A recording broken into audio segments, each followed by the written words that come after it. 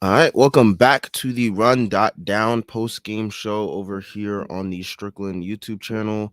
And if you were listening the day after, the Strickland Podcast Network, Knicks lose 118 to 117. I am Sam. I got Jeff with me, aka Frank Barrett 119.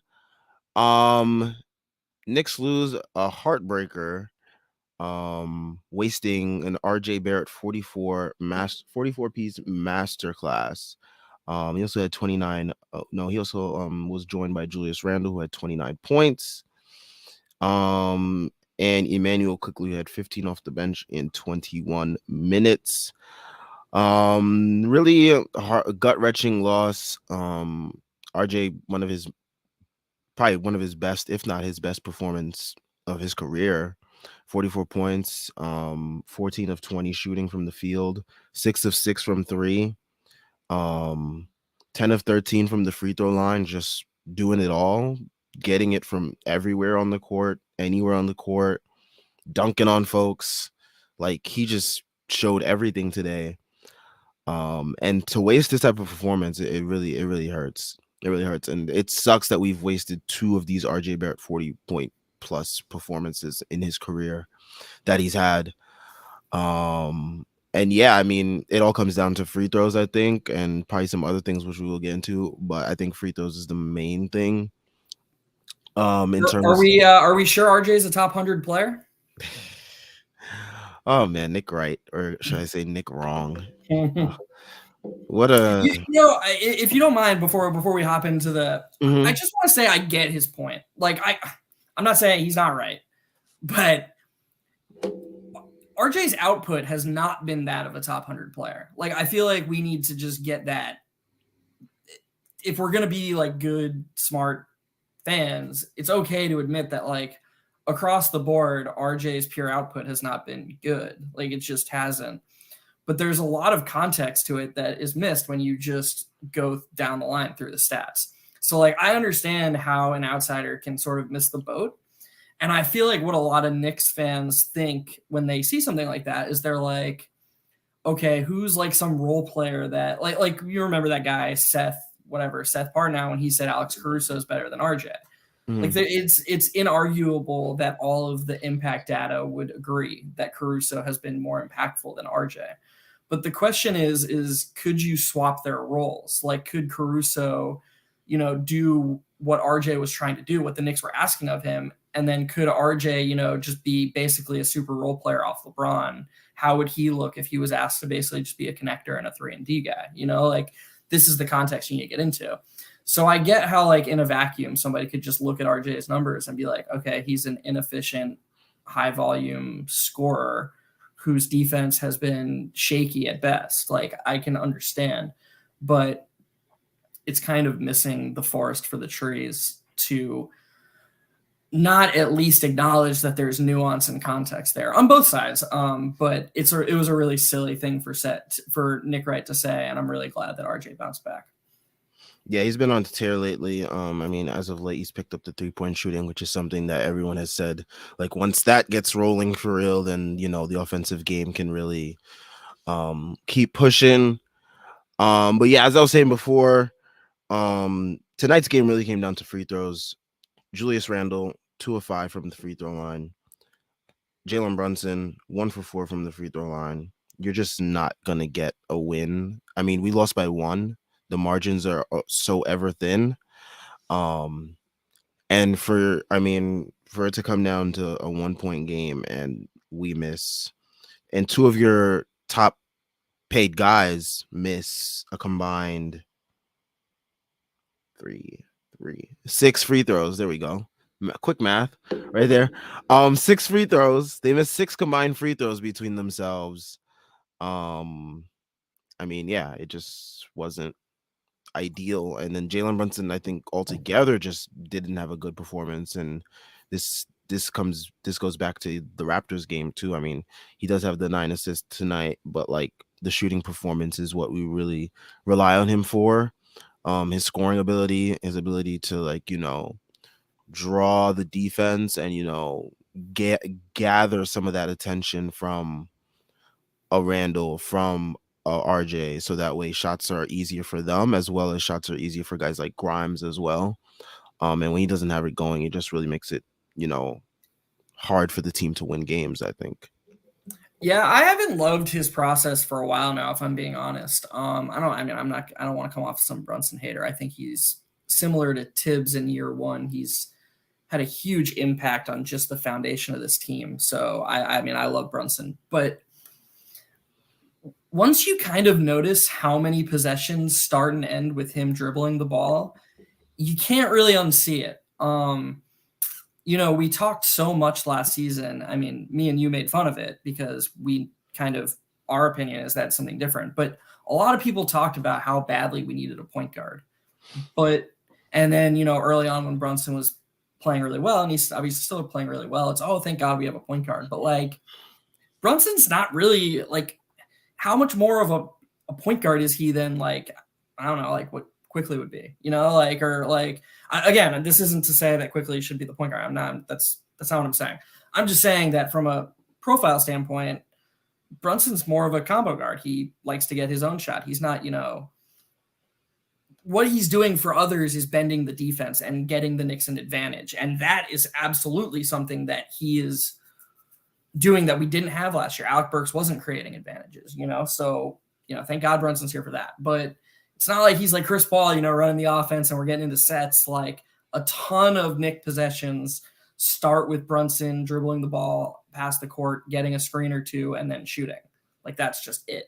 And hey, it's great when the shots are falling, but when you have back-to-back games like these, it looks pretty ugly. And, I never thought I'd say this, but it was Randall who was the distributor and the enabler for RJ. I thought Randall played one of his most disgusting quarters in a long time in the first quarter. He took 9 shots and had 0 assists. I thought he was awful. I hated everything about his quarter. I thought the process was bad. But then he came out in the second quarter and RJ had it going still, and he basically just completely revamped the style with which he played with. And he made it his mission to make sure that RJ kept going and kept going and kept going. And that carried over through the third and the fourth. And like, you can nitpick about some defensive possessions, but from the second through fourth quarter, I loved Randall's game. I loved what he did for RJ. And there are some possessions down the stretch. Our late game offense was really bad. It was really stagnant like it usually was. Yeah, that's why I hate when we're in these like shootout / like close games, because I know that's what's gonna happen. Yeah, but the one exception I would say to that is when instead of going RJ ISO, we went RJ Mitch pick and roll. The Bulls, blitzed that every time. They basically weren't going to let RJ beat them, and they didn't view Mitch as a threat. But the Knicks always had an exit valve at the top of the key. And when that was Randall, he capitalized on that advantage. That was more good process from Randall. It was RJ, starting a scramble and Randall capitalizing. The 2 times it was Brunson, he caught the ball and let the Bulls recover. So yeah, Brunson's game was not good. I don't understand why Tibbs had him in on that final possession. Like, we had a timeout, so even like if they scored and Quickly was in, he could have called timeout and put Brunson back in, even if you wanted Brunson for offense. It's the last defensive possession of the game. You should have your 5 best defenders out in the game. I didn't understand that at all. Our great media, I'm sure they'll ask Tibbs about it. But it should be asked, like, hey, why wasn't arguably your best defender out on the floor? Yeah, rough stuff. Wild too, because Quickly was one of the people that was on the court for guys for defensive possessions earlier this season. Like if you remember the Nuggets game, who was guarding Jamal Murray on that last shot? Emmanuel Quickly. Like he was in the game, so it's weird to see him stray away from that. And like it was just weird to see him stray away from a lot of things that were going well during the winning streak. Like he had like Randall play the first quarter today, which was something I don't think he really did that much during the win streak. Correct me if I'm wrong. You're not wrong, and okay. It's actually a point that I'm I wanted to bring up, so I'm glad you said something. Mm-hmm. He's having like all three of Brunson, Grimes, and Randall play basically the whole first quarter now, which is very weird to me because if you recall earlier in the season, he was polling Brunson at about the 5 minute mark with Mitch, or with RJ, and he would bring, Rose and Quickly and a big in, or he would bring Rose and a big in, or Quickly and a big in when Rose was out of the rotation. I don't get why he's gone away from staggering Brunson and Randall more. I think it's really bad for both of them because they're so similar. They can do their best, but they need time apart. And it's also bad for the bench unit to have your two best players on the bench simultaneously. Like, I like RJ with the bench, but Mm-hmm. it's just, I don't understand what he's doing, like why he's handicapping that bench unit so much. He's basically forcing Quickly and RJ to play with Sims and Hartenstein, which is insane on its own. They're already like not the best initiators. And then he's like, oh, by the way, you've got to play with two centers who they're never going to pay attention to. Good luck. And I actually thought they handled it pretty admirably tonight. But yeah, I mean, I don't understand why he's, to your point, I don't understand why he's changed the substitution and rotation pattern so much. Yeah, I mean, it seems like he's just like relapsing, which is a term that Randall used when he got ejected.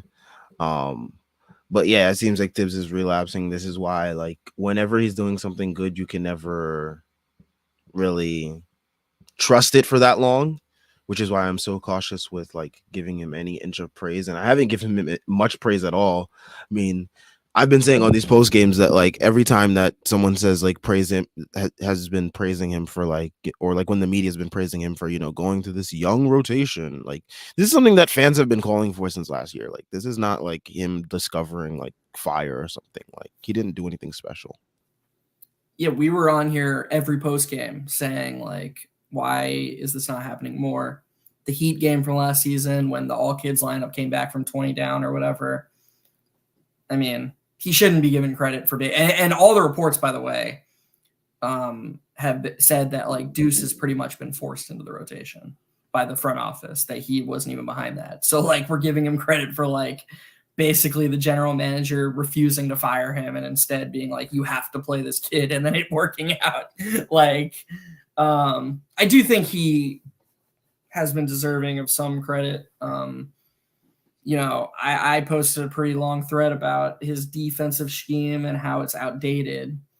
And some of his defenders came in and basically said, like, if it's executed better, it can still work. And I was indignant, and I definitely think I was wrong. I think the Knicks have proven that, like, if they're willing to buy in and willing to give it their all, they can make it work. I do think we've gotten pretty unlucky in from a shot quality standpoint the last two nights. Like, I mean, there's just so many shots that I feel like the Bulls and Raptors were making that they didn't have to make, and then so many looks that the Knicks got that could have went in. I would be very surprised if the Knicks lost either of these last two games from a shot quality perspective. And then in the fourth quarter, how many straight points did the Bulls score from the free throw line? It was like 12, right? Like, I'm pretty sure they scored 12 straight points from the free throw line. So it was Probably. 100. Yeah, it was 105 to 100. DeRozan makes two free throws. Levine makes two free throws. DeRozan makes two free throws. Okay, so no, so they made six. They scored 6 out of their 8 points in like a 5-minute stretch from the free throw line. It just felt like they were being paraded to the free throw line in the fourth quarter to keep them in it. That's not an excuse for the loss. Like, we shot more free throws than them. It's, I do think the reffing was pretty bad, but it was just, I feel like we really let this one slip through our hands, and that's brutal. Yeah, I mean, I'll complain about the free throws because it's something that's been bothering me the last couple games. Um, I mean, like the DeRozan, like the Mitch block on DeRozan that got called a foul, like that's absolutely egregious.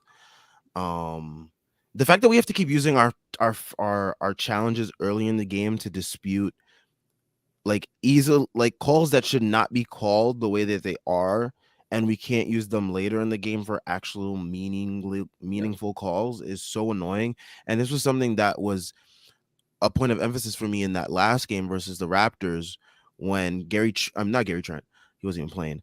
Fred VanVleet kicked out his legs on a three. We had to challenge that. Yep. Um, and we couldn't use our challenge later when Brunson got called for a foul again on Pascal Siakam when he just fell on a jumper. Like that type of stuff. This is why there needs to be a rule where if you win your challenge, you get another one that you can use later in the game. Yeah, that's the simple fix. It is. And hopefully the league does that this offseason because there are so many Knicks losses that I feel could have been just reversed by that simple decision right there. But I won't really blame all of it on the refs because I think tonight was more of a free throw issue with us, a Jalen Brunson issue, a Thibs issue to a degree. Like I don't think Grimes or Brunson should honestly have been closing. Like either or of them could have been sitting for Quickly because Yeah, Quickly just had that good of a it should have game. been quickly for Grimes. I won't go. I mean, look, I agree. I went on a whole spiel about it. Brunson's been bad. You can't. We're not at that point yet. Like he's earned playing through a bad game, and honestly, so has Grimes to some degree. He's been that good this season, but he's not a Brunson level player, and he has a direct backup in Quickly who, like, me and you don't need to go on another rant about how good Emmanuel Quickly is, but like Mm-hmm. he's really freaking good at basketball. Um, so it's more reasonable, in my opinion, to argue that Quickly should have been in there in the end for Grimes. And like you look at their two games, you watch the games tonight, and you were about to say it earlier before I interrupted you. Quickly was playing excellent defense on Levine before he was taken out at the end. He got stops the last two possessions by playing perfect pick and roll defense, scrambling around the screen and recovering onto Levine, forcing tough shots. He's just so good. Like, and especially when he's confident in his shot, like he has been the last few games. And Grimes has come back from an injury. He was, he had a rough night. A 36 to 21 minute discrepancy it's inexcusable. And I love Grimes. It's just, it can't happen. Yeah, It's not. I'm one of the biggest supporters of Grimes as well, and I thought like he definitely shouldn't have closed the game tonight. I was hoping he would hit some threes because I had him as my last leg in the parlay. But I mean, in terms of like trying to win this game, I definitely didn't want to see him on the court. Just because like he just didn't have it, and sometimes that's just gonna be the case. And it's very weird that Thibs didn't trust IQ to be in the game during that stretch because he's trusted him in so many other stretches in the fourth quarter before. So yeah. Yeah, I mean, I just think at the end of the day, it is kind of a zero sum thing, especially when RJ is playing that well, because he's not going to go away from Brunson. So it's either until the day comes, which Sam, when that day comes, me and you can throw a freaking party on here. But until the day comes when Tibbs is willing to go Brunson, Quickly, Grimes, RJ, Randall, which, by the way, in today's game has tons of merit. Um, that lineup can absolutely stay on the court with Quickly and Grimes' ability to guard 1 through 3 together. RJ and Randall can both play up at the 4-5. I mean, you're telling me that Nikola Vucevic is going to exploit Julius Randle on the block? Is that really what we think is going to happen? No, they're going to run a ton of pick and roll, and we can just switch that now. And okay, great. Like let them beat us with Nikola Vucevic. Like let them do that. But until that day comes, it's Grimes or Quickly. It won't be both unless RJ is having a really brutal night. Yes. Um, and Tibbs Sadly. is just always going to go with the starter. That's how he thinks. That's how he operates. And it stinks. It's too bad. It's too bad because we have a really good 23-year-old player who we are artificially capping. Yeah. Here's a quote from Julius Randle. He said, I put a lot of this loss on myself, two opportunities there at the end to get rebounds, and I wasn't in the right position to do that for my team. I mean, yeah, I'd agree, but like also like if you just make your free throws too, I think a lot Yeah. of that is just like it doesn't matter. I really like that from him. I mean, we've been praising Brunson for saying similar things. You could almost make an argument that this is more impressive because this wasn't on Randall. He didn't hijack the offense. I know a play he's talking about. I can picture one of the plays down the stretch when we should have gotten the rebound and it poked out and they ended up getting it. But okay, you missed a rebound. Like I thought he, like I said earlier, I thought he played really good offense down the stretch when RJ drew two defenders. I don't think he went out of his way to, make it his game. He hit that huge three to put us up 6 Mhm. after missing the three on the same possession that RJ set him up with. But whatever, like, yeah, I mean, good for him for from a team perspective of just being like, yeah, this one's on me, but look, man, I don't think this was on him, and I hope he's not. I hope he's not taking it like actually too hard. I hope he's doing it as like a leadership thing because I don't think he deserves any blame for the game tonight. Yeah. Yeah, I don't have much to say about yeah that. I mean, yeah. I think I agree with what you said. Before we get into comments, it's time for everyone's favorite part of these shows. There we go. The NBA season is heating up. When I'm looking to get in on the action, I bet with DraftKings Sportsbook, an official sports betting partner of the NBA. New customers can bet just $5 pregame moneyline on any NBA team to win their game and get $150 in free bets if they do.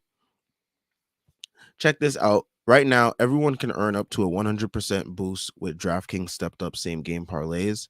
Go to the DraftKings Sportsbook app, place a same game parlay, and combine multiple bets like which team will win, total rebounds, and more.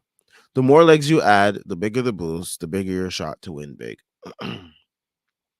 Download the app now, sign up with code TBPN, place a $5 pregame moneyline bet on any NBA team to win their game, and get $150 in free bets if they do. That's code TBPN only at DraftKings Sportsbook. See minimum age and eligibility restrictions apply. See show notes or show description for details. All right. So, comments. We got quite a few that came in. So, shout out to everyone that's been in the stream. Shout out to everyone that's leaving a comment. Chris Bernhardt says, I'm gonna say it. That was really selfish by JB for not letting RJ take that free throw at the end. He was trash all night and he wanted to play hero ball. I don't know. I'm look. I understand that perspective. I understand RJ's in the zone. I personally tend to be more of a vacuum thinker, and Brunson's a better free throw shooter than RJ. I'm not going to begrudge Chris for feeling that way or anybody else for feeling that way. And I'm not even going to say he's wrong because we'll never know how much flow and how much the context of the moment impacts true percentages. But I can't knock Brunson for wanting the ball either, so it's kind of a both ways type of thing. So yeah, that's the best answer I have. Yeah.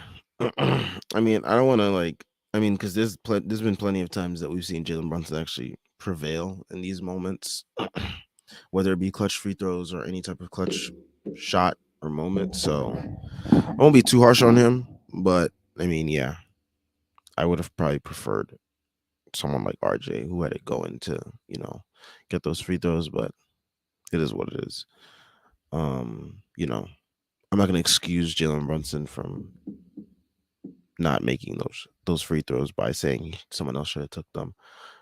Kyle Lampasona, this looks like a new name. Welcome to the stream if you are new. That loss was the worst stomach punch of the year. But the way RJ was playing confident and within the offense is low-key more important than anything else. Got to keep the heads up. Yeah, I mean, coming off it's hard to say that because when you come off the high of an 8-game win streak and you barely lose the previous game because a player had like the absolute wildest game of their life, and you go into a game with against an opponent who you've completely dominated this year, um, it's hard to keep the heads up, but it's still early in the season too.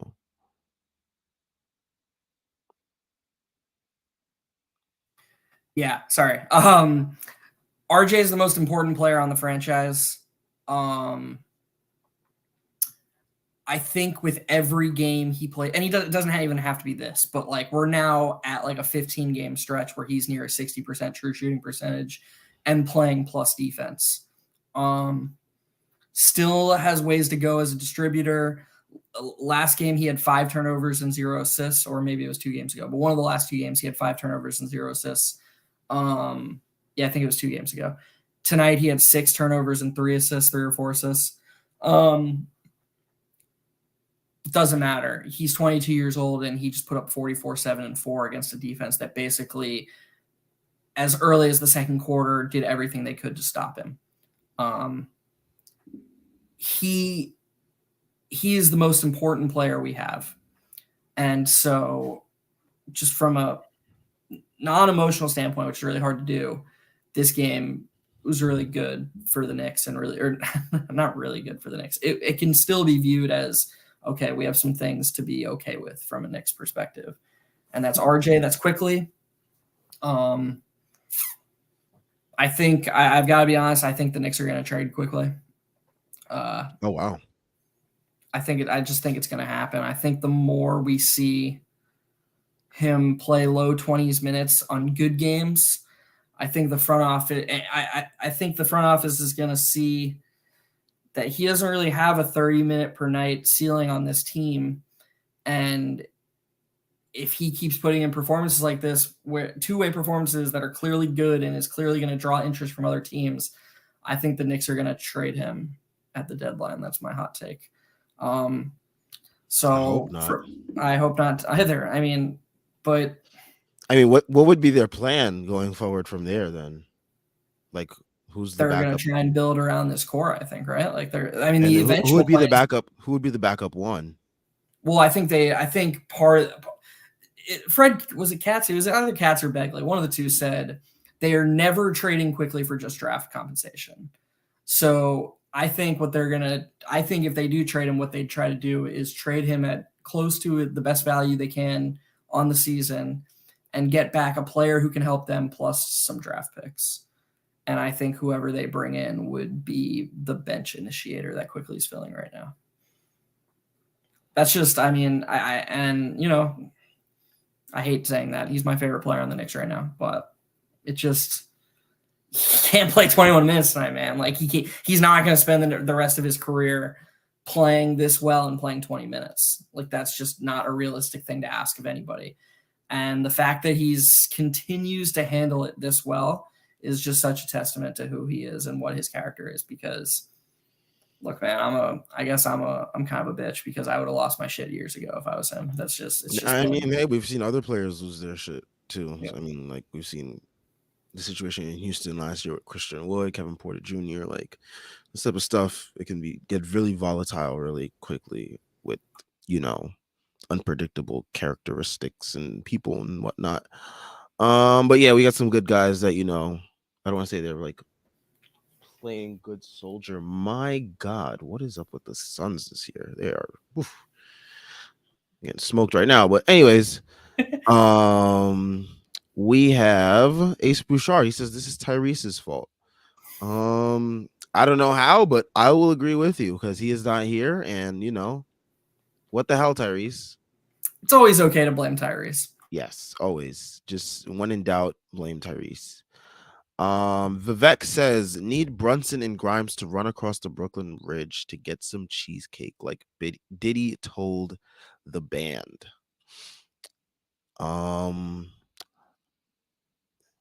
Okay. We are going to. Brent says Brunson heard the All-Star talk and decided to play like JJ Barea. All right, we're getting brutal now. We're getting brutal. I mean, yeah, that's really tough because I don't know. Let's not sell our Brunson stock too soon. It's hard for me because look, I watch other post-game shows. I see other people talking about how we needed a true point guard. And Sam, I don't want to speak for you, but I think we've always been aligned in believing that this roster has been underrated because of the coach's usage of the roster. And so when the 8-game winning streak happened and you got people talking about how we'd be dead in the water without Brunson, I just don't agree. I don't think that this team is Brunson or nothing. I I will go on record and say that if you took Brunson off this team and just played the season out with Quickly as the starting point guard, our record would look pretty similar. I think Quickly's that good. Now, am I saying Brunson's a neutral player? Of course not. He's a really good player. He's really valuable for depth. He's going to be an all-star. But I think it's time we stop pretending like Brunson's came in here and taken up. He's doing what Randall did in 2020, 2021. This was a 37-win team last season that Pythag had at 42 wins. This was a 42-win team last season from like an expectation standpoint. And all we did was lose Alec Burks, Nerlens Noel, and Kemba Walker, two of whom played no part in that. And then Randall, RJ, Mitch, Quickly, Grimes, Deuce, Obi can all have reasonably be expected to improve. Mm-hmm. So you have a 42-win team where almost 100% of your roster is going to get better. What are we talking about here where we're 2 games over 500 and Jalen Brunson is this savior and we would be dead without Jalen Brunson? Like, enough of that. Like, let's give credit where credit's due, but let's not crap on the rest of the team to do it. That's stupid. And we have a bunch of good players, a bunch of good young players that deserve a lot of respect, and a few of them played really well tonight. So I think a bunch of them have gotten their fair share of respect. Like on JJ Redick's pod, he even shouted out Grimes and Deuce like by name, and I think a lot of people have like been quick to name those two as two of the main reasons why this win streak has happened. And I think a lot of people have been like, "Hey, Thibs is playing the young guys. He's finally, letting them loose, and they're finally being able to contribute and deal to and add to the win streak." So I think the media has done its fair share of giving the credit to our young guys. And like of course Brunson, huh? I was speaking more to Knick fans. Oh, I think Knick fans are too down on our. Of course, there's the segment that's too high on the young guys, and I'm probably one of them. Like I think whatever I think about Quickly, I'm probably in the minority. But I love Obi and I love Grimes. I before the season started said that Danny Green was Quentin Grimes' floor. So I can't give anybody crap for being too high on our young guys. But I don't know. I see Twitter's toxic, man. It's Twitter's toxic. I just see takes and they just get ingested into my mind and I can't get them out of it. But let's not sell our Brunson stock too soon, but at the same time, let's not pretend like he's the only guy we got. Let's find that middle ground here, folks. Yeah. But yeah, I mean the young guys, they've definitely played a huge role in our win streak. And I'm glad to see that media has given recognition to that. I wish more of the fan base would give recognition to that. There are always going to be some segments that always have like their one set mindset, so like you're never really going to change their mind. But yeah, I mean, I do think that this young core has been underrated, and I'm glad they're finally getting their respect, especially on the national stage. We haven't even said Mitch's name, who's arguably been the second most important player on the team.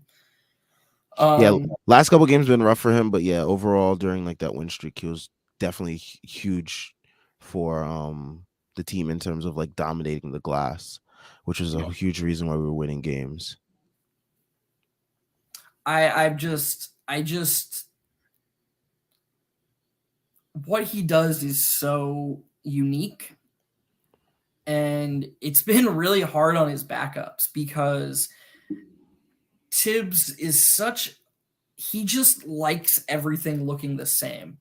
And Mitch is such a unicorn that asking his backup to just be like a worse Mitchell Robinson is like, How is Isaiah Hartenstein supposed to do what Mitch does? It's just it's not in the cards for him. So if Tibbs is really just going to expect any five to come in and play like Mitch, I wish he would just embrace going small. Like, I don't know. I know that's unreasonable, but we just have so many fun switch everything lineups with wings and guards. Especially because we have two long guards in Grimes and Quickly who can play 1 through 3. Like, Quickly single-handedly shut down like 3 fast breaks tonight. And that's just him using his wingspan. He switched on to Vucevic. Like, man, there's so much low-hanging fruit for this team still, and I just feel like we're still not maximizing it. Yeah. Sadly, oh my gosh, life of a teacher, I'm losing my voice on this Friday before break. Let's see. Hawkeye 420 says people will blame the four free throws, which technically lost us the game. But from the start of this game to finish, we played an annoying game. ISO ball, not defending a 3 is an auto L for us. Yeah, especially like late down the stretch. I understand Dibs is always gonna do that, like, late game, ISO stuff. Like, that's his MO, like pick and rolls and like late game ISOs. But like, it's like, I don't know how he can't see like how detrimental that is to this team. Like, with the person, not even just the personnel, but like just like from a basketball standpoint, and like how like things should flow. Like, ISOs and like heavy pick and roll work when you have like all stars and superstars on the court, like, thoroughly. So like, to do it with the guys that we have, and not to knock the guys that we have, but like trying to do it the way how often he does, it's like you're giving yourself up to the defense. Like, they know what you're going to do, and like it becomes harder to create advantages like that. Yeah, that's why it was so refreshing to see him send Mitch as a screener. Mitch has improved a lot as a screener just throughout this year. His screens have gotten much better. And the Bulls did not want RJ getting downhill with a step. And they didn't trust Mitch to catch and go, which is fine. Like, I'm not saying that's bad defense. But it created a 4-on-3 elsewhere because the Knicks were sticking Julius Randle or Jalen Brunson at the top of the key as like an exit valve. And RJ found him every time. There was like 3 possessions where we had an advantage. Like, RJ Barrett was creating that advantage because the Bulls weren't going to let him beat them. So I agree with the ISO ball. There was a couple really brutal RJ possessions in there that were just like the team saying, okay, go. You're hot, like, just try to figure some shit out. Yeah. But we showed, in my opinion, that we can at least run something, which is good. And it also, by the way, one thing I like about Mitch being the screen setter, how many times have me and you come on here and complained that when Julius is the screen setter in these moments, he sets a haphazard screen and just plants himself because he wants the ball in that mid-post spot. So it's not smart to use Julius as the screener there, unless he's like, okay, I'm done with that. I'm going to actually start screening. But it does put Julius in a spot where he can attack and actually have an advantage, when RJ is drawing that double. And our best late game possession came when that happened, with Julius playing off the ball, catching the ball, and just going. And one of the things me and you have criticized him the most for, and correctly said that Obi is better at, is quick processing. So to see Julius just catch and go like that is actually really encouraging. Yeah, Fred Katz here with a quote from RJ. RJ Bear on playing with pace and changing speeds more than ever before. A lot of film. The more you work, the more it'll show in your game. The proof is in the pudding, or at least the proof is in the process as of lately. Zach Lowe wrote one of my favorite things, just from a nerdy basketball fan standpoint, last year about Obi Toppin. He said that there's certain players that you can just tell the game moves slower for them, and he said that Obi's one of those players. that basically Obi's always in control. He always knows like where people are going to be and what the right pass is. RJ has always kind of leaned more towards Randall's side in terms of liking to assess the situation before going. Mm-hmm. And what I've really noticed is the game has slowed down for him because he still is very methodical in his movements, but it's never felt like as slow as before, or and at the same time, it doesn't feel out of control. He really feels just like perfectly in control of the defense right now, and he's manipulating and pretty much getting wherever he wants. Which was another disappointing thing about his ISOs down the stretch. I actually did feel like he was sort of forcing it and like sort of going too fast rather than letting the game come to him. But look, he hasn't gotten too many of those opportunities. Let's be honest. It's been Randall's crunch time for 3 years. So, I think the last time I was on here, you said you were the one who pointed out, you were like, RJ's been better than Randall in those moments. And I said you were wrong. And then we looked up the crunch time data, and RJ has been better than Randall in those moments. So I hope he gets more of those opportunities going forward, because I think he'll start to succeed more and more. I just believe in the kid. Yeah, I think the reason why we haven't seen so much of it is because obviously Jalen Brunson has been not even just the most dominant player with the ball, like in those situations, but like he's been really good in certain stretches. Um, like, and when he's really good, it's like really loud too. So, yeah. All right. Let's see what else we have here. Brent says, I've noticed the negative side of Brunson's offensive game.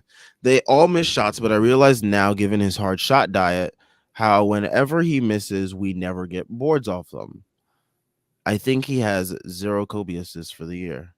That's actually a really interesting point and something I'm going to look out for. It's a statistical fact that the offense gets more rebounds on threes than mid-range twos. Mm-hmm. So, yeah, good on Brent. I'm definitely going to look out for that more.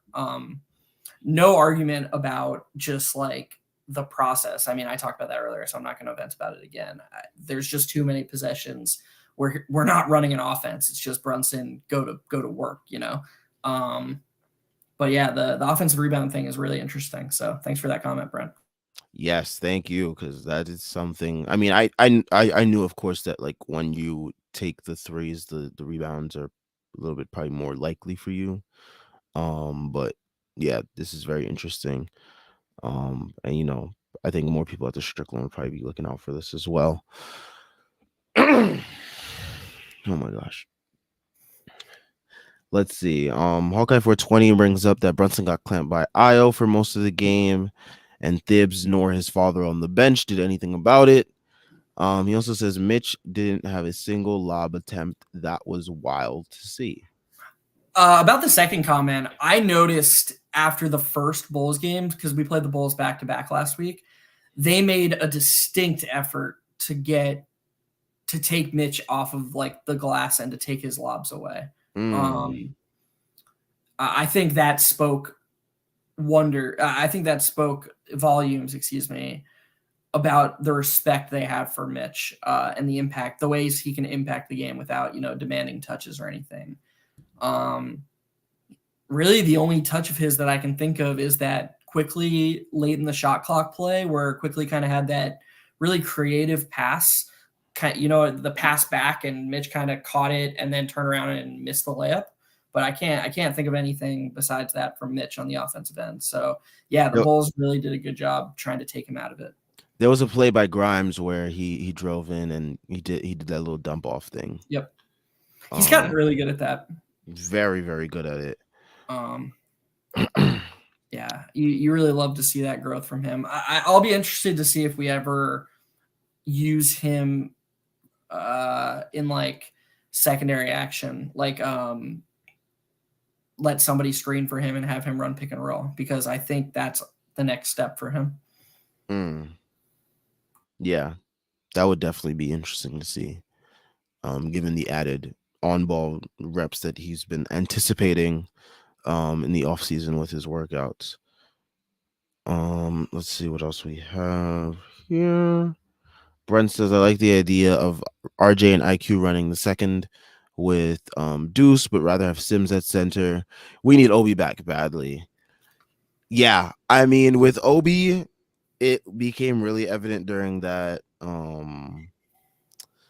what you call it, during the Raptors game. Someone came on here, I think it was Hawkeye 420, that asked like, would Obi have made a difference during the Raptors game? The next morning I woke up and I was like, let me actually look up what Obi's numbers are versus the Raptors, because I said during the stream, I was like, Obi has great numbers versus the Raptors, at least in my recent memory. But when I looked it up, for his career versus the Raptors, he's averaging about like 16 points per game. A lot of it is because of the heavy dosage of minutes in those last three games, where he had the 19 and 10 game, he had a 19 and 6 game, I think, and then he had that 40-point game in the last game of the season. So, yeah, he had a heavy minutes load, but like there's something there with him getting his advantages versus the Raptors, that I still can't really pinpoint, but there's something there with him. Um, and yeah, but yeah, I think Obi definitely would help this second unit out a ton, especially with like the added activity of IQ, RJ, and Deuce in that unit, and putting someone like Sims next to him. Although they occupy the same space, I think if like Obi's gonna be shooting at least hopefully close to what he was shooting in October, then it really gives us a huge offensive lift. Yeah, I mean, I think Quickly misses him the most. And you saw that early on once he got hurt. Like that was part of what coincided with Quickly's little slump there. Yep. But yeah, I mean, how many there? I mean, Sims played 10 minutes tonight, and there were at least three Knicks possessions that at some point had kickouts to Sims wide open in the corner where he just couldn't do anything. And yeah, that cool little adjustment he's made where he dribbles into a handoff and gets a catch and shoot three for a teammate it's creative and it's nice, but it's not helping Quickly in RJ's development process. For what it's worth, I don't know if you knew this, but the Sims Hartenstein or Stein minutes have been super successful.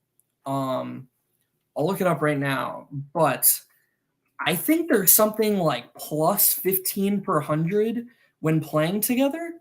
So it's hard to be too Wow.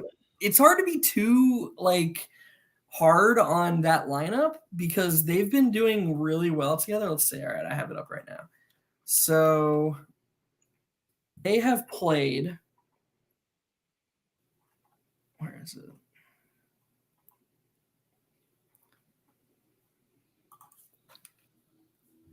Sorry. They have played. What the fuck is this? Oh, Jesus. I'm an idiot. Sorry. All right, let's try this again. They have played. Is NBA.com being stupid? It's being really stupid, and now I'm just okay. There we go. They have played 72 minutes together, and they've allowed 112.5 points per 100 possessions, they've scored 112.5 points per 100 possessions and allowed 100. So plus 12.5 net rating in 72 minutes together in 13 games. And what lineup is that again? Just the minutes Hartenstein and Sims have played together.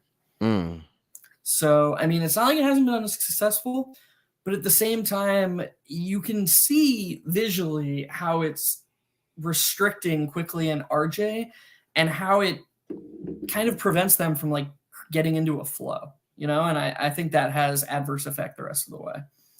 Nah, maybe I'm making that up though. Yeah, I mean, like I've said before that I think the lineup works. It works when you use it the right way and you use it for like, you don't overuse it, because I think that's what's been happening lately, and like certain teams are just able to exploit it better than others have. So and it's just going to be something that teams are looking forward to now. It's like, it's the whole thing about predictability. The Knicks, they need to make themselves a little bit more unpredictable in terms of lineups, rotations, plays, the whole thing basically. But we're not going to get that. We should just be happy with.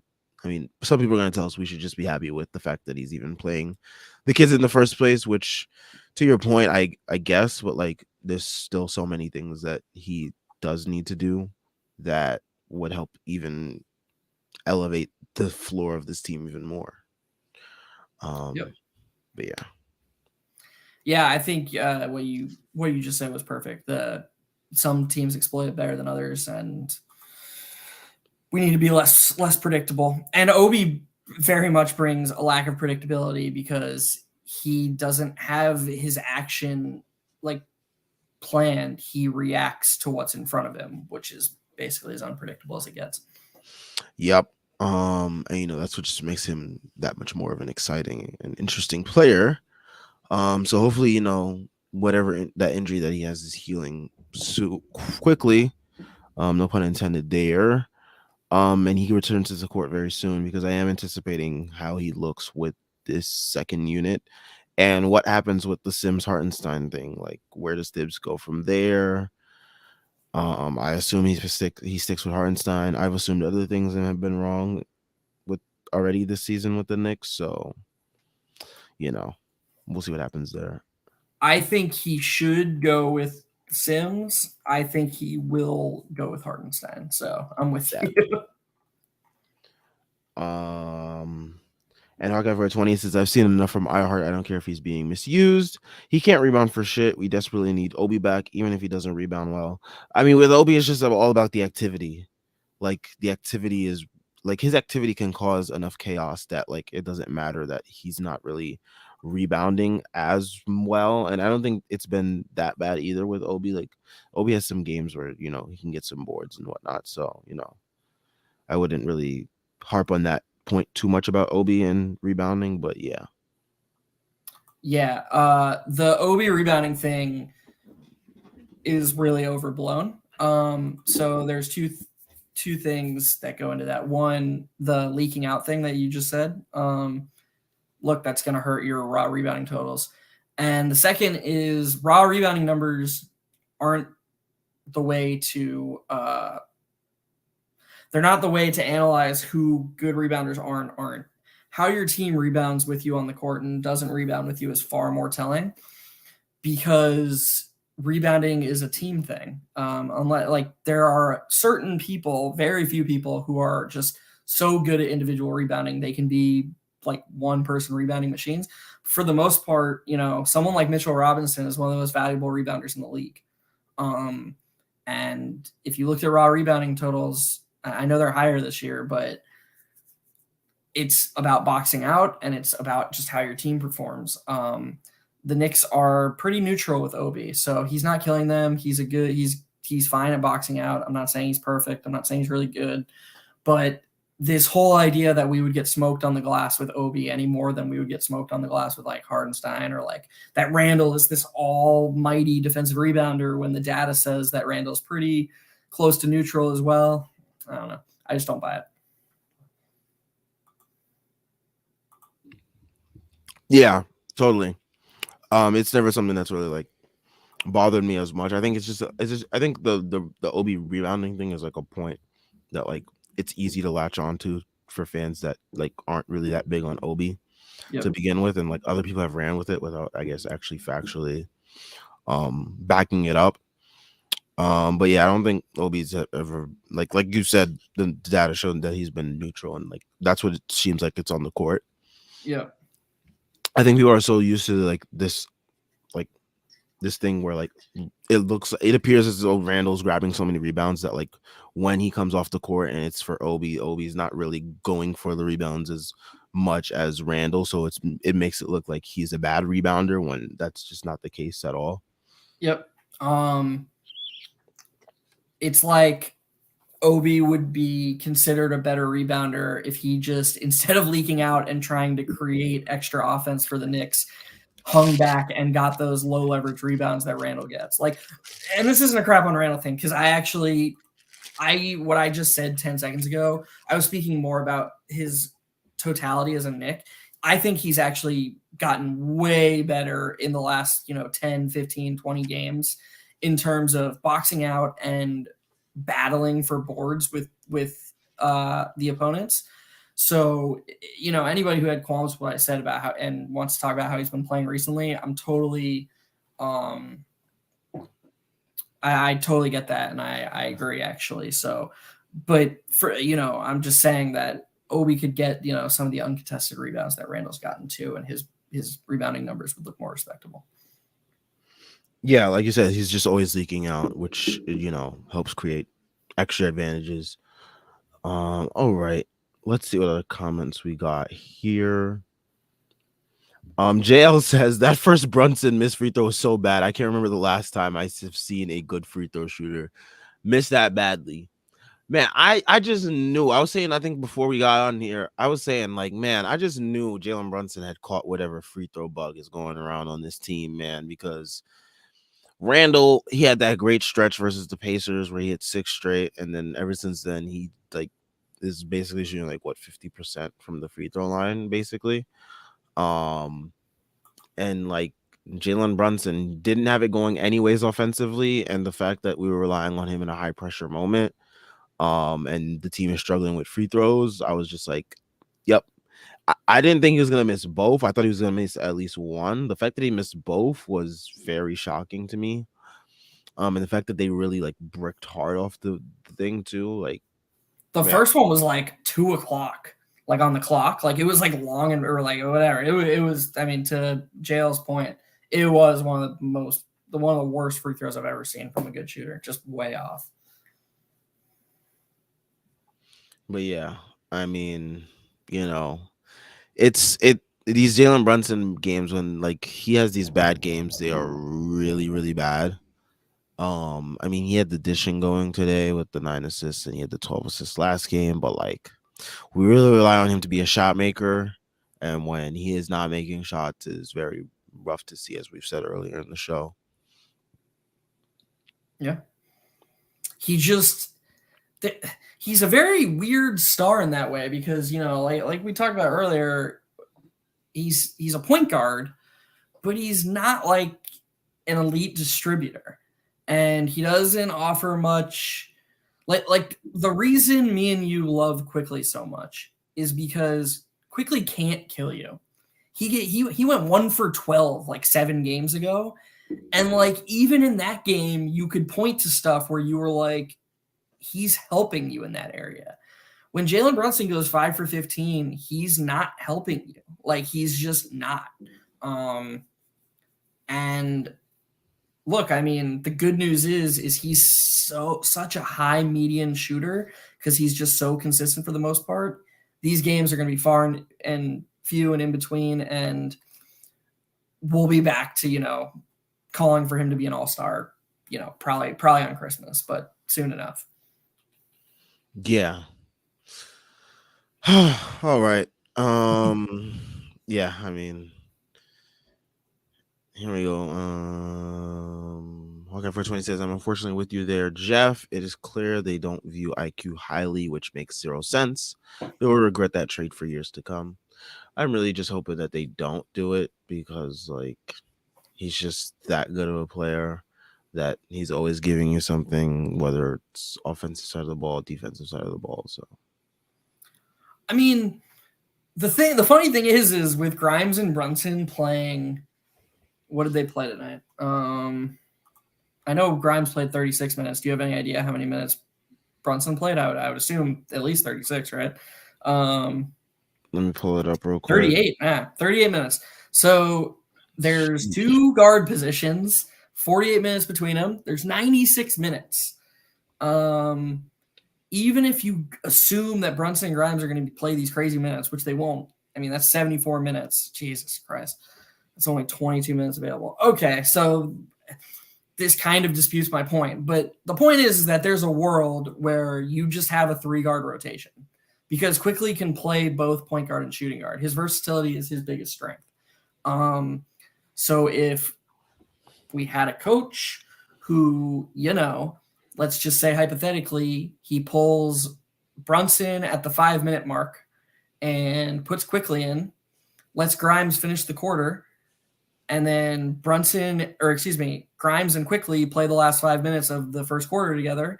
And then when Grimes comes out to end the first quarter, he just puts Brunson in. And then Quickly slides to 2. And so Quickly gets the lead ball handler minutes for the last 5 minutes of the first quarter. And then Brunson plays, you can just stagger that way, and you can just basically have Brunson as the full-time one, Grimes as full-time two, and quickly just hops in between based on if he's playing with Brunson or Grimes. Now, I love Deuce, and I'm happy that he's playing. I'm just saying, hypothetically, if we wanted to keep quickly, there's a world where he could play 25 to 30 minutes a game. That doesn't involve getting rid of Brunson or Grimes. The three of them can play 30 minutes a night. Will this coach do it? I know what Sam's answer would be. No. And are we going to get a new coach anytime soon? Probably not, because the 8-game win streak definitely bought him the rest of the year. Oh, boy. What have we gotten ourselves into? I mean, the best we can do is just, enjoy the wins as they happen, and just enjoy that we finally do got whatever youth movement and this is, whether it's, the way we want it to be or not. It's whatever. Let's see. Jordan Bob says, for modern coaches, playing RJ at the 4 was the play when Mitch couldn't handle Vucevic, and what it also does is IQ more minutes with Brunson, Grimes, RJ, Julius. Yep. 100%. It's just modern basketball. Look, if Domantas Sabonis can be a full-time center, Julius Randle can play 10 minutes a night at center with OBI. He just can. Yeah. That's a good comment. What's the old school quote? That was perfect. I have no response, like that. Yep. JL says team struggles to play good at home, but also feels like so much goes against them. Pat Will clanking a 3 so bad that Randall wasn't able to secure the rebound was so fake. Yeah, I also said that, and I also said, us playing at home, we probably have to have one of the worst home court whistles ever for a team in the league. Like, the way that we get no benefit of the doubt for any calls is kind of crazy to me, that we have to challenge calls so early in the game that we can't use them later in the game because the call is so egregious that it needs to be reversed at that moment, because momentum changes off plays like that. It's just insane to me. Yeah, we get a bad home whistle. I mean, tonight was not great. The Siakam one was unbearable. But I think to add to your point real quick, one other thing is that every team gets up to play at MSG. It's it's not even arguable. The players talk about it. This is everyone's favorite place to play. I mean, how many fucking career highs are we going to give up? We're a good defensive team and guys just get up to play. So that's unfortunate, I mean, you hear defending champs talk about it all the time, how there's a regular season hangover because every opponent you play is treating the game against you as a playoff game because they're getting up. Well, in a weird way, the Knicks have to deal with that too. Teams very rarely come into MSG and lay an egg. And that's can be good, because it forces the Knicks to lock in, and especially when you have a coach like Tibbs, who his biggest strength, in my opinion, is getting his players locked in. But it's obviously also not great because you need some breaks. You just do. Yeah, and we don't get those breaks, which absolutely stinks. Let's see. All right, so I guess we're getting into the next game now. Virgil X says, what's going to happen against Philly? Last 2 game results aside, Knicks have a good chance. Yeah, I mean, the Sixers, they've also been pretty good as of late, I would say. I mean, today James Harden had a 20, 10, and 20 triple double, and Joel Embiid had 40 points. Versus the Clippers in a comeback win versus them. Yeah. I'm sorry. No, go ahead. I was just gonna say I think it's a really tough matchup for us. Embiid's gonna shoot 20 free throws. That always happens. Mitch is gonna be in trouble. Is Maxey still hurt, Sam? Yes. No, Maxey's good. Helps a ton. I'll be very interested to see the Grimes versus Harden matchup because DeRozan is the only other sort of crafty foul drawer that we've had to deal with in this time with Grimes in the starting lineup. And RJ normally guards him. And honestly, I think RJ actually handles that matchup really well. I think he does a good job for the most part. So I'll be very interested to see because I don't think Harden's going to be able to like dust him off the dribble. So it'll just be about how Grimes deals with his craft, like how much Harden will be able to get to that step back, how much he'll be able to fake the step back and get by him. It's a big matchup for Grimes. In my opinion, that's probably the most important matchup of the game. I don't think there's much stopping Embiid. So, and isn't Tobias Harris one of those weird guys that Randall always gets up to play? Doesn't he just always like try really hard for some? I think so.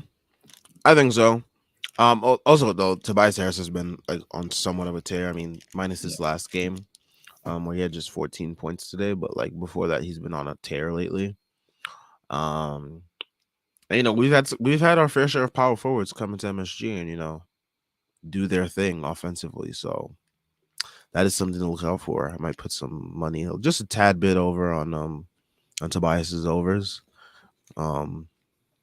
Might just do that. What's the timetable on Obi? They say he was supposed to get it's been 15 days since like the initial like I guess report of his injury, and they said they were going to reevaluate him in 2 to 3 weeks. Wow, can't even. Like, my brain is like melting right now. But yeah, 2 to 3 weeks. They said they were going to evaluate him. Cool.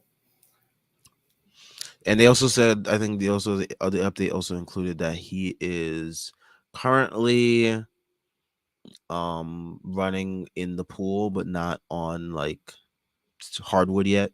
So there's that. Cool. Good. I mean, we need him back.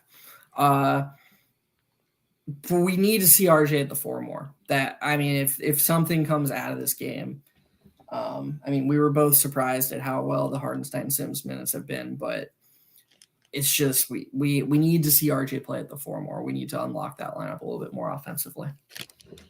Yeah, I mean, if the Bulls are able to put DeRozan at the 4 for various stretches, you should be able to put RJ at the 4. And the way he's been playing as of late, it definitely would help him and help the team a bunch. Because it just helps you stagger and try different lineups that you never know might be good. And I mean, given our track record as Knicks fans in terms of knowing what to do and knowing what things can yield positive results, I would trust our opinion once again. But once again, we are not coaches, so we obviously don't know anything. But yeah, I mean, it's just so frustrating. Would you? So I guess I want to take this to the next step. Let's say we're going RJ as the backup power forward. So we're building a rotation with RJ at the backup power forward. Would you then go to an 8-man rotation, or would you dust off Rose or maybe even Fournier or Cam? I mean, I know those aren't options. I'm just asking what you would do. In terms of what happened? If you're trying to build a 9-man rotation that goes away from the Sims Hartenstein, and so you can only have one of Sims or Hartenstein as the backup center. Our backup power forward full time is RJ. So RJ's playing all 10 of the minutes that Randall sits as the power forward. Would you? While Obi is out. Right, exactly. Okay. So we've got Quickly, we've got Deuce, we've got one of Hartenstein or Sims. Who would your 9th man be if you were trying to build a 9-man rotation, or would you just play 8 guys? I'd give Cam a chance. I mean, I think he definitely deserves it. I give him a chance. I'm by no means Cam fan, but I agree. Neither am I, but yeah, I would give him a chance. I mean, if he's willing to like fully buy in and whatnot, then yeah. It's just, I mean, I wasn't here for it, so I guess I didn't get to get my take in. But it's what a weird situation because it's just so funny to me because I mean, we all knew that he wanted Grimes to be the starter, but like just go back and read or listen to what some of the smart Knicks fans' takes were 10, 15 games into the season when Cam like was playing well as a starter. Right? There was a game we won in Denver when he led the team in minutes. Like he played like 37 minutes. Mhm. And I just one bad game in Dallas, one bad shift in Dallas, and that's just it. I don't know. It's a very weird situation. You don't see that very often. Yeah. I mean, it was rough. I mean, before the Dallas game, what was before the Dallas game? Because I feel like that game was also maybe like a precursor to that as well. Well, he was hurt, right? No, I think he played the game. Let me see. Him Reddish. Let me just pull up his thing, his box scores at Before least. Dallas, we lost to the Bucks at home, and he played. Yeah, you're right. He played 14 minutes, but he was just 1 of 1. And we lost his minutes by 1. Like, Oh, okay. Yeah, so I don't know why he didn't really play. I mean, before that, he had 6 points in 17 minutes in a blowout win in Detroit. mhm. Before that Memphis game, they lost. He had 11 points on 67% shooting. And then before that, he had 11 points versus the Warriors at Golden State on And he 38%. started that game, right? I think so. Yeah, I So think he so. so he starts the game against Golden State. He gets hurt, and then he misses 3 games, and he comes back, and his starting job is just gone. And 4 games later, he's just out of the rotation. That's just odd. Yeah, it's weird. Yeah, just very weird. And again, we're not Cam fan by any Yeah, means. I'm not, but I was like so kind of befuddled by him leaving the rotation. But Yeah. all right, let's see what else we have here. Yeah, a lot of people just wondering. So, Jordan Bub says, how many free throws will this game have? The It's gonna Christmas be Day game. I mean, one of the first games of the James Harden, Joel Embiid regime was versus us, and that game was absolutely so annoying. So many free throws. Yeah, it was bad. I don't I remember mean, how many, but it was bad. this has got to be a hard game for you, Sam, because I mean, I've been following you on Twitter for a while now, and I feel like for a bit there early on, your number one non-Knicks agenda was anti-Harden. you, oh man, you shared one of, in my opinion, the funniest videos ever. That video that just showed all of Harden's playoff failures, and they had that song that was like, "Let's do it Oh, one more yep, yep. Man, I watched that like 10 times and just cracked up every single time I watched it. It's fucking hilarious. Yeah, I mean, guy's a loser. But he's lost his step. I mean, he's gained some sort of like craftiness. So it is going to be interesting to see how the Knicks do approach that and like who they game plan for more. Obviously, it's probably going to be Joel Embiid. We're going to do our best to contain him. Um, but yeah, it's going to be a very annoying game just in terms of the free throws and because it's at home, so we already know we're going to get a bad whistle. Surprisingly, I have to say that now. Like we're at home, so we're gonna get a bad whistle, which is like so stupid. But that's the way things have been working in the Knicks. Well, not in the Knicks' favor, but yeah. I mean, I fully expect them to give James Harden and Joel Embiid the Pascal Siakam, Jeremy Grant special, where you can get into the paint, and even if like it looks like someone touched you, you will get the whistle in your favor. Man, I totally forgot about that Jeremy Grant game. What the fuck was that? Yeah. There's another case of, us getting a very awful whistle at home. There was legit a call where like no one touched Jeremy Grant on a layup and they gave him a whistle. Legitimately no one touched him. It was Dude, wild. he shot 28 free throws that game. Yeah. He's played 12 games since, and aside from one game, hasn't shot more than 7 free throws once. Yeah. 28 free, like what the hell? Because we all the Knicks just couldn't keep their hands off Jeremy Grant for some odd reason that night. Like everyone was just like absolutely hugging him as soon as he went to the basket. Apparently to the refs, so Oh stupid. my But yeah, goodness. I'm expecting that level of performance from the refs on Christmas Day. It's Christmas Day in the NBA, and the refs want to make it all about themselves. Yeah, Let's see you're right. what other comments we have here. um JL says Vucevic shot clock prayer early in the fourth quarter, barely grazing the rim, which led to an offensive rebound. And Kobe White 3. Oh my gosh, I remember that play. We played such great defense on that possession, and Deuce looked like he was about to get like the long rebound, and then like the both somehow retain it. They get to Kobe White, he hits that 3. Another example of the fake shit that happens in MSG. Yeah, I mean, always, Yeah, always. I know exactly. It was 96-89, and I mean I tweeted about it. Quickly played one of the best individual defensive possessions you'll see, and there was no Bulls around that rebound.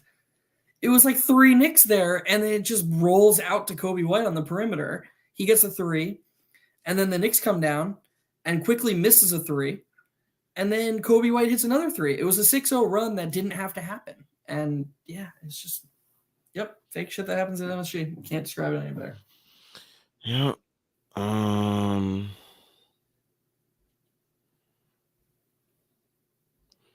All right. I think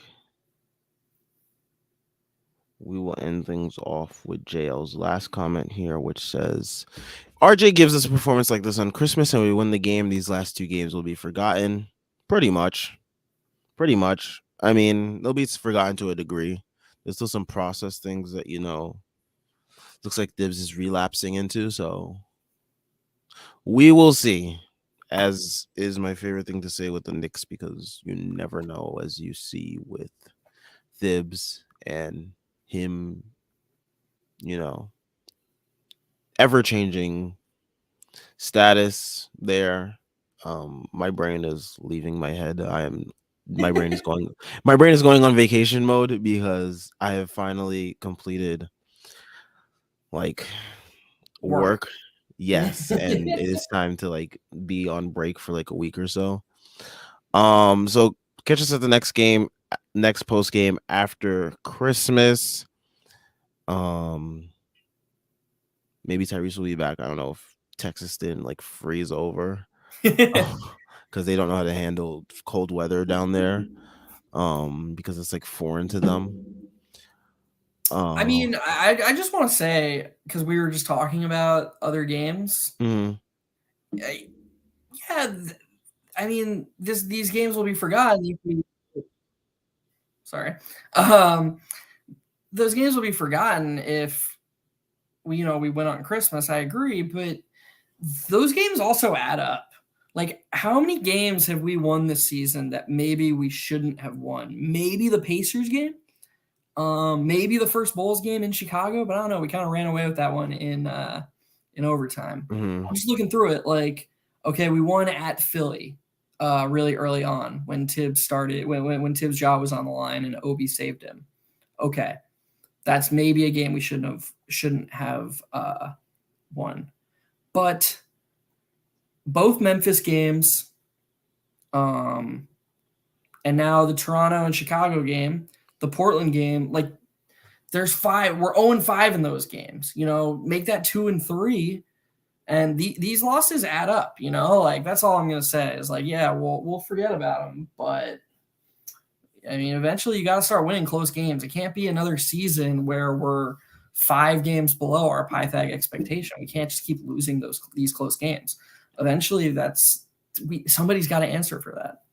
it looks worse. It looks worse on Thibs and it looks worse on like the front office because like they brought Jalen Brunson here to kind of like mitigate that issue. Yep. And if it's not something that's solved, it looks bad on all fronts because it's like, okay, you paid 100 mil for this guy and we still can't fix this major glaring issue. Yep. And we see it.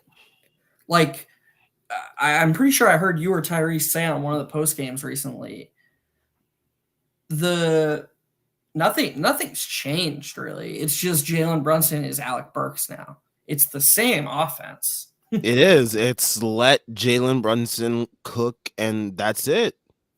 Before it was like let Alec Burks try to cook, and then he'll pass it to Julius or RJ, whoever has it going between the two, and let them figure it out. And yeah, Yep. So I mean, those problems aren't going anywhere unless unless changes are actually made.